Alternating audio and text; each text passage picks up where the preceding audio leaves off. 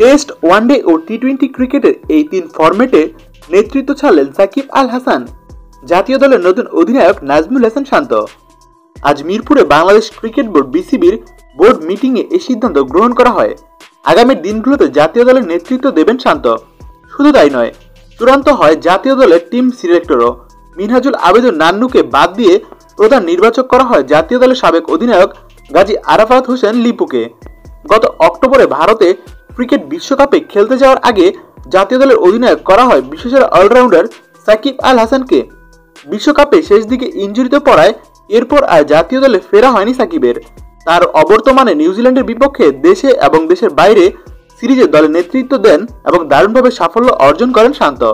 শান্তর নেতৃত্বকে দেশের মাঠে নিউজিল্যান্ডের বিপক্ষে প্রথম টেস্ট জয়ের ইতিহাস গড়ে বাংলাদেশ। শুধু তাই নয়, দেশের বাইরে গিয়েও নিউজিল্যান্ডকে প্রথমবারের মতো ওয়ানডে ও টি-20তে হারিয়ে আসে বাংলাদেশ দল। এমন দারুণ পারফরমেন্সের কারণে নতুন অধিনায়ক করা হয়েছে নাজমুল হাসান শান্তকে।